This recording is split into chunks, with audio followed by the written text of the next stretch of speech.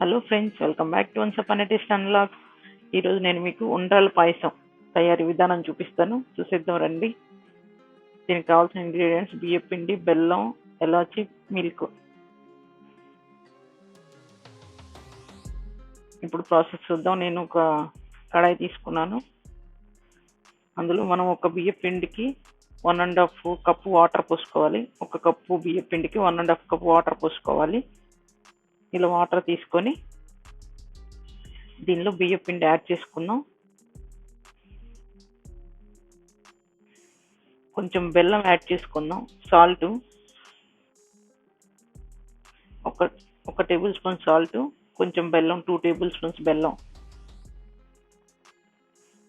ఇలా యాడ్ చేసుకున్నాక ఒక 2 టేబుల్ స్పూన్ నెయ్యి యాడ్ చేసుకొని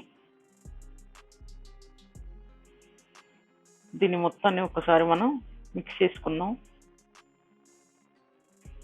ఇలా ఒక గరిటె తీసుకొని ఇలా మిక్స్ చేసుకోవాలి. ఉండలు లేకుండా మిక్స్ చేసుకోవాలి.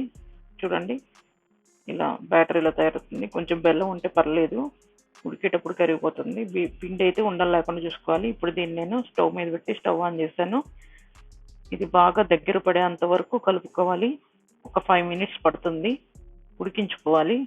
చూడండి, ఇలా ఉడికి దగ్గర పడుతుంది పిండి అంతా. చూడండి, ఇలా తయారైంది కదా.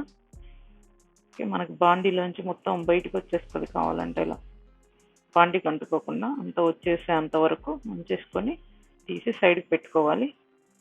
ఇది ఆరేలోపు మనం ఒక పెద్ద బౌల్ తీసుకొని అందులో మీకు ఎంత పాయసం కావాలంటే అన్ని వాటర్ యాడ్ చేసుకోండి.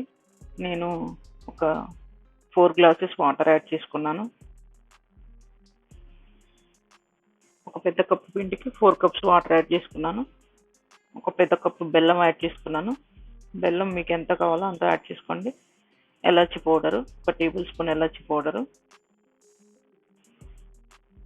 ఇప్పుడు దీని వాటర్ని బాగా మరగనిద్దాం మనం.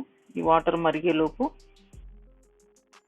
చూడండి, ఇలా మరుగుతుంది కదా. ఇలా మరిగించుకొని ఇది మరిగేలోపు మనం ఉండ్రాలు తయారు చేసుకుందాం. ఈ పిండిని ఒక్కసారి మనం బాగా కలుపుకోవాలి.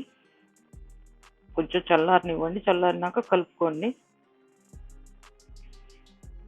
చూడండి, ఇలా కలిపేసుకున్నాం కదా. ఇలా కలిపేసుకున్నాక చెయ్యిని ఒకసారి తడుపుకొని చిన్న చిన్న కొంచెం పిండి తీసుకొని చిన్న చిన్న ఉండ్రాళ్ళలాగా తయారు చేసుకోవాలి. చూడండి, ఇలా కొంచెం చిన్న చిన్న ఉండ్రాలు తయారు చేసుకుంటే అవి కొంచెం ఉబ్బు తీయి మనం ఉడికించుకునేటప్పుడు. సో చిన్న చిన్నవే తయారు చేసుకోవాలి. చూడండి, ఇలా ఉండ్రాలు తయారైపోయినాయి కదా. ఈ ఉండ్రాలను మనం ఇప్పుడు ఈ వాటర్లో యాడ్ చేసుకోవాలి. ఇవి బాగా కాగాక యాడ్ చేసుకున్నాం. అప్పుడే మనకి బాగా ఉడుకుతాయి ఉండ్రాళ్ళు, ఉబ్బి పైకి వస్తాయి. చూడండి, చాలా ఉబ్బినాయి కదా. అంటే లోపల ఉడికితే ఉండ్రాళ్ళు ఉబ్బుతాయి. మనం కరెక్ట్ వాటర్ యాడ్ చేసుకొని ఆ కన్సిస్టెన్సీలో కలుపుకుంటే ఇలా ఉండ్రాళ్ళు మెత్తగా వస్తాయి. ఇప్పుడు నేను కొంచెం పిండి మిగిల్చుకున్నాను. ఆ పిండిని వాటర్ కలిపేసి దీనిలో యాడ్ చేసుకున్న గ్రేవీ గురించి, బాగా చిక్కదనం వస్తుంది పాయసం, దాని గురించి యాడ్ చేసుకున్నాను. శనగపప్పు మనం ఉడికించుకొని యాడ్ చేసుకున్నాను. శనగపప్పు ఆప్షనల్ అండి, వేసుకుంటే బాగుంటుంది. వేసుకునే పనికైతే ఒక కుక్కర్లో 2 విజిల్స్ వచ్చేదాకా ఉంచుకొని తీసేసి దీనిలో యాడ్ చేసుకోండి. గీ యాడ్ చేసుకున్నాను. ఒక టేబుల్ స్పూన్ గీ యాడ్ చేశాను. ఇలా ఉడుకుతుంది కదా. ఇలా ఉడికేదాకా ఉంచుకొని కాచి చల్లార్చిన పాలు యాడ్ చేసుకోవాలి. కాచి చల్లార్చిన పాలు, ఎందుకంటే బెల్లం విరిగిపోతుంది వేడి పాలు అయితే. ఎందుకంటే ఇది ఆల్రెడీ బెల్లం వేడిగా ఉంది కాబట్టి పాయసం. అందుకని కాచి చల్లార్చిన పాలు మనం పోసుకుంటే మనకేం పాయసం విరగకుండా వస్తుంది.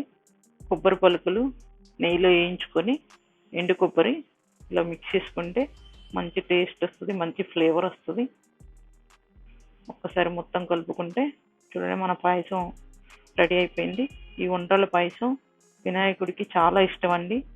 మనం వినాయక చవితి అప్పుడు ఇలా ఉండ్రాల పాయసం చేసి వినాయకుడికి నైవేద్యంగా సమర్పించుకుంటే వినాయకుడు ఎంతో సంతోషపడతాడు. చూడండి, మేము పెద్ద వినాయకుడికి నైవేద్యం తయారు చేసి ఈ ఉండ్రాల పాయసాన్ని నైవేద్యంగా సమర్పించాం.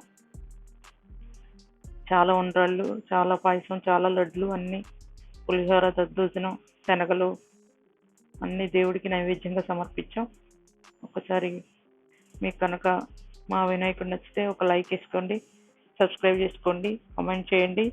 Please do like, share and subscribe. Thank you.